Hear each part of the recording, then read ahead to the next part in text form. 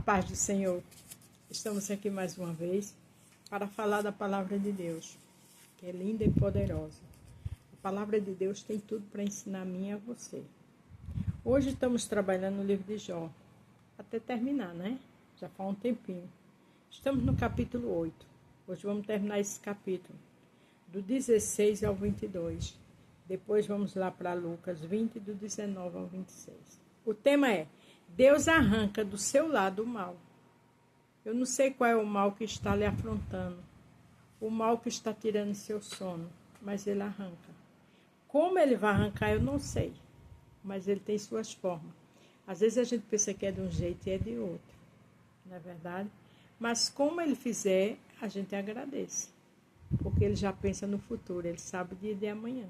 Então ele sabe como agir na minha e na tua vida. Mas que o mal vai ser arrancado, vai. Aqui, Bildade continua dando conselho a Jó. É muito fácil dar conselho quando não é eu e você que está vivenciando aquela dor. Então, muitas vezes, no lugar de falar muito, vamos abraçar, vamos chorar junto, ficar com nossos irmãos e nossa irmã, sem falar muito. Porque até aquele que não tem explicação, que a gente não entende, o silêncio é melhor. Jó 8, a partir do 16. Os maus crescem como erva ao sol, que se espalha pelo jardim. Bildade dizendo, né, que os maus crescem. As suas raízes se enroscam nas pedras, se agarram nas rochas, porque o mal, ele cresce, ele quer se agarrar, ele quer estar em todo lugar para fazer o mal, que é a profissão dele ou dela. Mas se alguém as arranca, ninguém vai nem saber que estiver ali, naquele lugar. Você arranca uma planta daninha, sem ninguém ver, ninguém vai saber, só você sabe, né?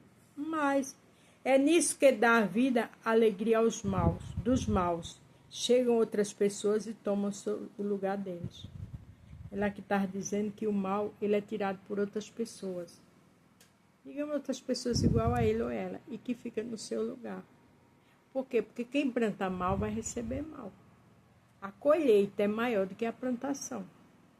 Se eu planto coisas ruins para minha irmã, meu irmão, pode ter certeza que a colheita vai ser o dobro.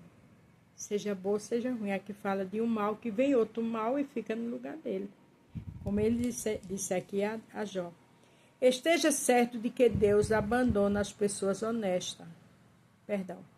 Esteja certa de que Deus não abandona as pessoas honestas, nem dá a mão para ajudar os maus. É verdade. Deus não abandona as pessoas honestas. Mas Jó era honesto e tinha que passar por aquilo. O Filho de Deus é Jesus Cristo. Judas andou o tempo todo com ele, ia vender ele. Deus sabia, mas não tirou ele dali. Nem dá a mão para ajudar os maus. Sim, jamais o Senhor vai dar a mão para ajudar os maus. Mas ele permite.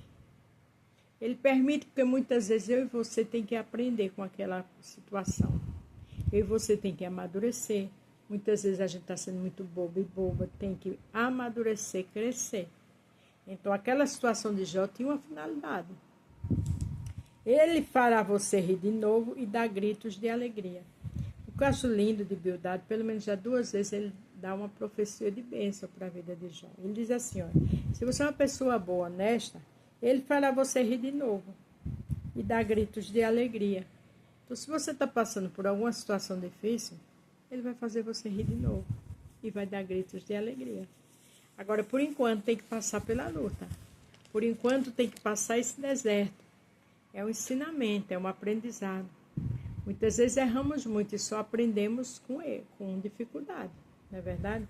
Aqui em Lucas 20, 19 ao 26, a gente vai ver outra situação.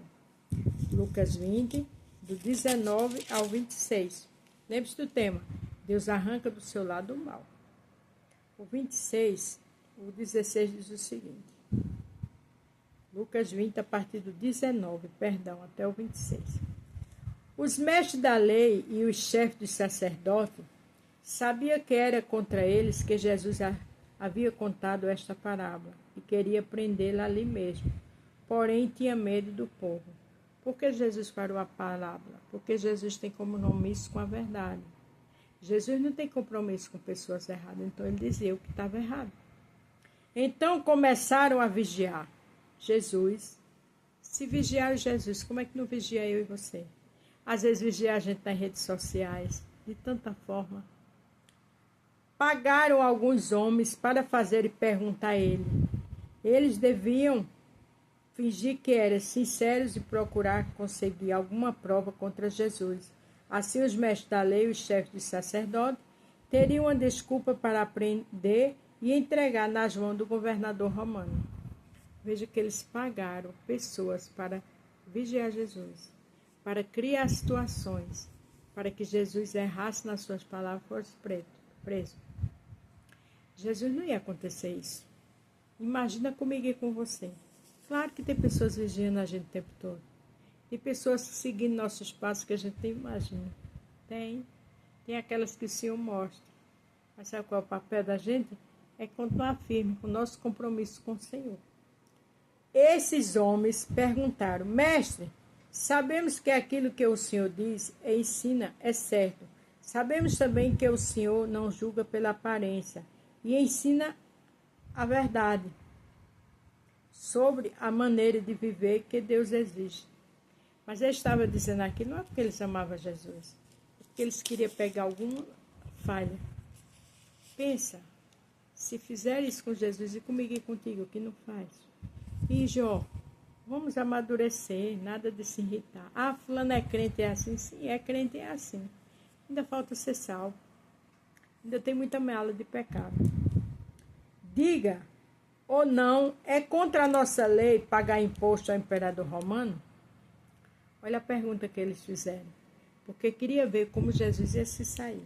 Mas Jesus percebeu a má intenção deles e disse: veja que Jesus percebeu. E quantas vezes eu também você percebe as armações, né? Traga aqui uma moeda. De quem são o nome e a cara que está gravado nela?